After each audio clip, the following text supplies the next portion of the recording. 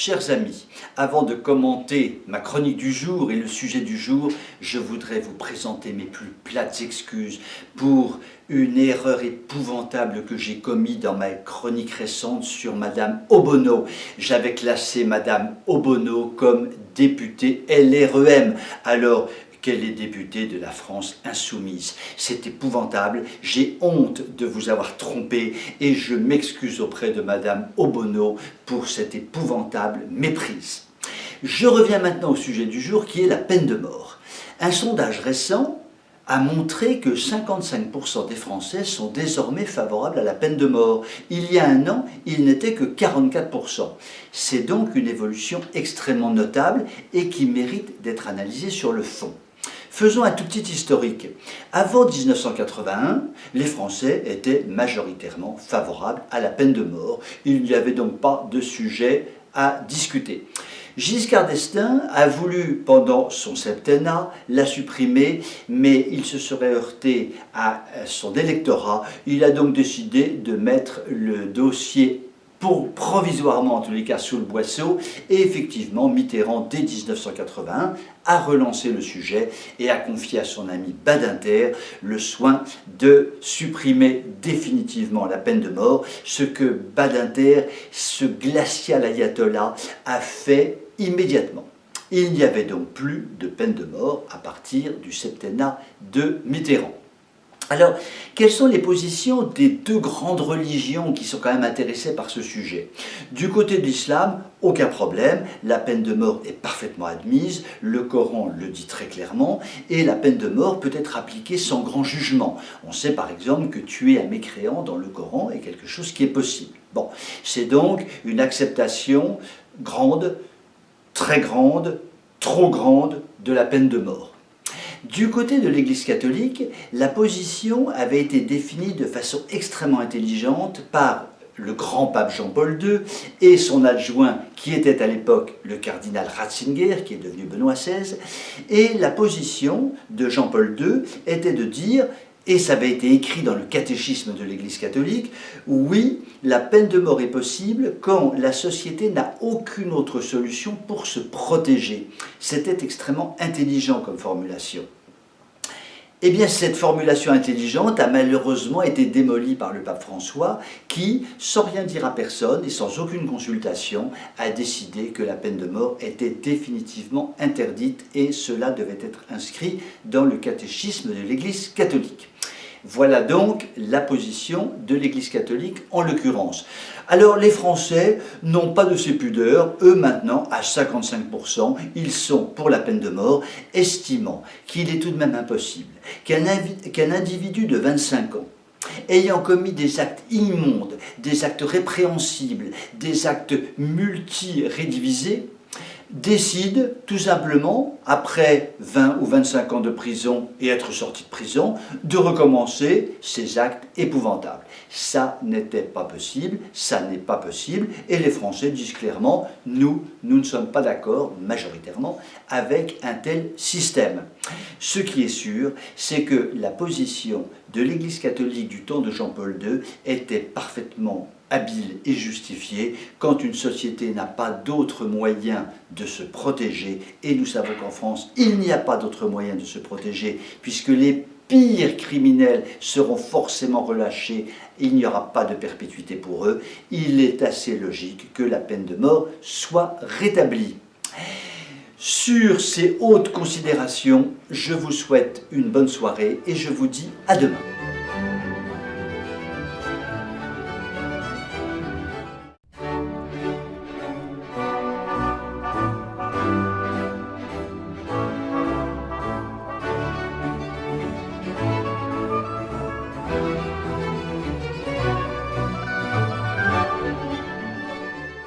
J'ai lu avec intérêt, chez quelques médias amis, des commentaires intéressants concernant une attaque en règle contre les écolos, à propos de la 5G. Les écologistes demandent en fait un moratoire sur la 5G, estimant que d'une part, les études d'impact sont extrêmement insuffisantes et que d'autre part, une grande consultation publique aurait dû avoir lieu, ce qui n'aurait pas été fait. Et les médias amis tirent à boulet rouge sur les écolos, les traitant de ringards, de passéistes, de gens d'un autre temps. Est-ce un jugement un peu rapide ou pas? Telle est la question. Déjà, sur un plan purement technique, parlons de la 5G. La 5G, en fait, a deux objectifs. Premièrement, multiplier la rapidité des données et des transmissions des données. Et deuxième aspect technique, augmenter de façon considérable les capacités de stockage. Alors sur le premier point, l'on peut se poser la question, tout va déjà à une allure folle, faut-il aller encore plus vite qu'une allure folle? La question est légitime. Deuxièmement, sur les stockages de données, est-il important de surstocker de façon massive alors que nous avons déjà des capacités mondiales de stockage considérables? Ça c'est sur la partie technique. Mais il y a un autre aspect que les écolos souligne, c'est le côté de l'impact environnemental, entre guillemets. Et là, je crois que les médias amis dont je parlais négligent complètement, oublient ou ne veulent pas savoir qu'il y a quand même des analyses scientifiques de très haut niveau, faites notamment en Allemagne, en Suisse, aux États-Unis, qui montrent que la 5G pose de véritables problèmes pour les personnes et peuvent être dangereuses pour les personnes. Je voudrais ne citer qu'une anecdote. En Allemagne, une petite ville a installé 2 écoles primaires distantes d'un certain nombre de centaines de mètres l'une de l'autre et qui ont ouvert la même année. Au pied d'une de ces écoles a été implantée une énorme antenne, probablement 4G j'imagine, puisque ça datait d'il y a 2 ou 3 ans. Il se trouve que l'année suivante, dans l'école où était l'antenne, contre laquelle était l'antenne, il y a eu plusieurs cancers chez des tout petits enfants, alors que dans l'autre école, il n'y a pas eu un seul cancer à déplorer. Un collectif de parents d'élèves s'est mis en route, a attaqué en justice l'opérateur et le tribunal a condamné l'opérateur à démanteler l'antenne, considérée comme très nuisible pour la santé des enfants.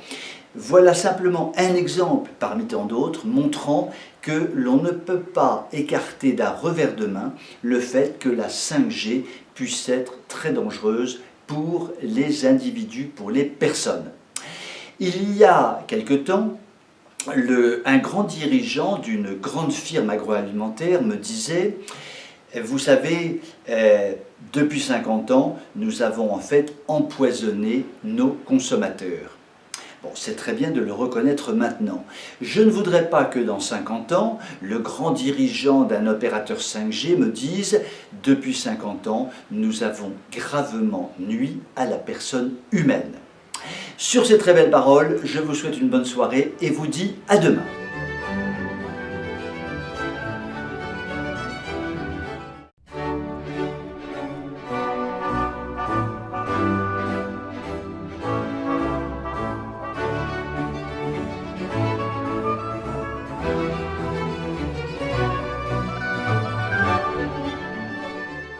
Édouard Philippe vient de nous l'annoncer. Une grosse tempête se dirige vers nous, tempête politique, économique, sociale, morale, culturelle. Une bonne grosse tempête, quoi, comme l'aiment les Bretons. Oui, mon cher Doudou, c'est une tempête qui arrive, mais nous l'avons annoncé depuis bien longtemps. Cela dit, il n'est jamais trop tard pour bien faire, donc bienvenue dans le club des gens réalistes. Merci, mon cher Doudou. Alors, faisons un petit retour en arrière, amusons-nous un peu, de temps en temps nous pouvons nous amuser, et faisons une petite rétrospective de quelques déclarations. En 2007, Fillon est nommé Premier ministre. Il indique immédiatement « La France est en faillite ». Sarkozy lui passe un savon magistral. « François, tu recommences un truc comme ça, je te casse ton dentier, je te casse la figure et je te vire du gouvernement. » Compris ? Eh bien, François Fillon a compris, pendant 5 ans, il n'a plus rien dit, et d'ailleurs, il n'a pas fait grand-chose. À la fin du quinquennat de Sarkozy, en 2012, puis à la fin du quinquennat de Hollande, en 2017, nos deux lascars se sont congratuler comme jamais. Nous sommes des caïds, nous avons redressé la France, nous sommes des gens magnifiques, nous sommes des gens merveilleux. Ah, ça c'est sûr que tous les deux, ils ont vraiment redressé la France. Quand on regarde à peu près tous les indicateurs de France et de Navarre, ils se sont tous magistralement détériorés pendant leur quinquennat. Ça les gars, c'est du bon boulot et vous avez raison de vous vanter de votre quinquennat.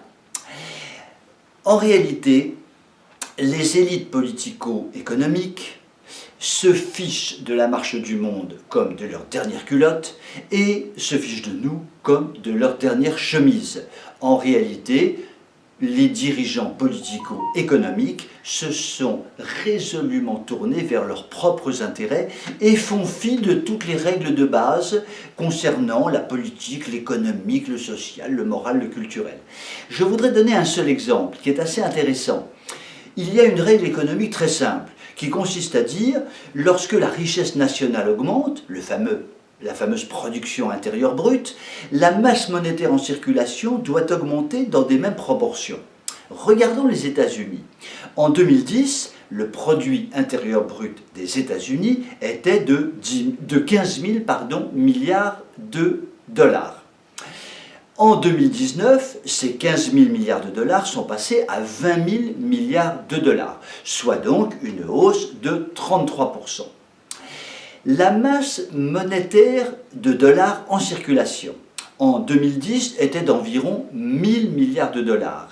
En 2019, cette masse monétaire de dollars en circulation est passée à 1 700 milliards de dollars, soit une augmentation de 70%. Très loin des 33% de l'augmentation de la richesse nationale américaine. On voit bien que les règles économiques de base sont complètement mises de côté et cela vaut à peu près sur tous les sujets.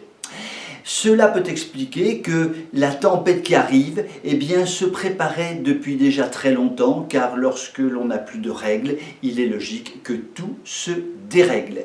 Et donc la tempête arrivera, Doudou a eu raison de l'annoncer, mais il aurait tout de même été préférable que lorsqu'il était aux manettes en tant que Premier ministre, il ne se soit pas contenté de parler, mais d'agir pour redresser la situation. Sur ces très belles paroles, je vous souhaite une belle soirée et vous dis à demain.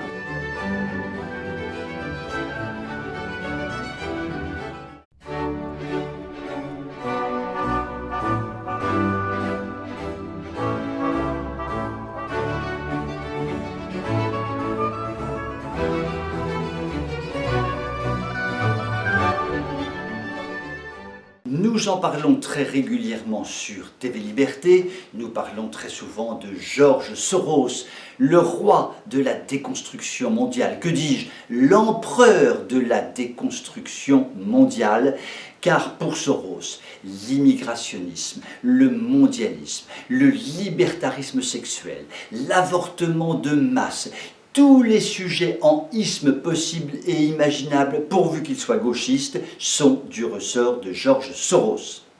Alors, l'ennemi juré de Soros est évidemment l'Église catholique, qui essaye de contrer plus ou moins vigoureusement ce que dit et fait George Soros. Et les moyens de George Soros sont très simples. Comme il est richissime, il arrose à grande échelle tous les acteurs de son empire de la déconstruction. Mais attention, seulement ses amis à l'intérieur de cet empire. Pas question évidemment d'aider ses ennemis. À cet égard, avant que TV Liberté touche 1 euro de Soros, la Terre sera devenue plate à cause du réchauffement climatique. Revenons à l'Église catholique. A priori, Soros voulant tuer l'Église catholique, il semble assez logique que l'Église catholique veuille lutter contre Soros. Est-ce bien vrai? Mais ça n'est pas si sûr. Il se trouve que l'ami Soros finance des associations de jésuites. Tiens, des associations de jésuites. Mais le pape est jésuite. Donc Soros, finançant les jésuites, aime les jésuites. Et puisque le pape est jésuite, Soros doit avoir un amour fou pour le pape. Regardons les choses dans le détail. Certaines associations de jésuites, notamment liés à l'immigrationnisme le plus outrancier, ont touché des centaines de milliers d'euros depuis quelques années. Et de façon générale, sur les 4 dernières années, les jésuites ont touché la modique somme de presque 2 millions d'euros, ce qui n'est tout de même pas rien. Mais, indépendamment des jésuites, Soros aide aussi l'Église catholique en lui faisant des dons importants, car Soros veut faire changer la doctrine de l'Église catholique pour LGBTiser l'Église catholique. Et d'ailleurs, il y arrive d'une certaine façon. L'on voit donc que Soros, qui devrait avoir comme ennemi juré l'Église, et l'Église qui devrait avoir comme ennemi juré Soros, nous voyons que ces deux partenaires, manifestement, ont quelques relations. Naïvement, on m'avait appris, il y a 150 ans, lorsque j'étais jeune et beau, que l'on ne dîne jamais avec le diable. Eh bien, curieusement, l'Église catholique semble accepter de dîner avec le diable Soros. C'est franchement à n'y rien comprendre. Sur ces très belles paroles, je vous souhaite une belle soirée et vous dis à demain.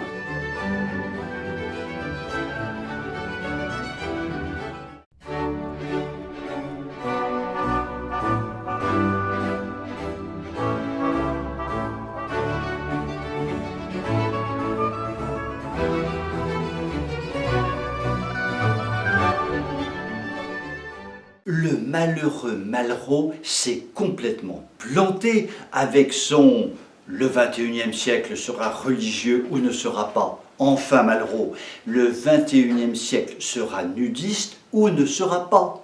Aujourd'hui, il est très important d'exhiber toujours et partout sa nudité la plus complète. C'est l'alpha et l'oméga de la vie d'un nombre croissant de personnes. Alors, ne parlons pas du sud de la France, le nudisme sur les plages est parfaitement répandu, c'est banal, n'en parlons pas, franchement, ça ne mérite pas qu'on en parle plus d'une seconde.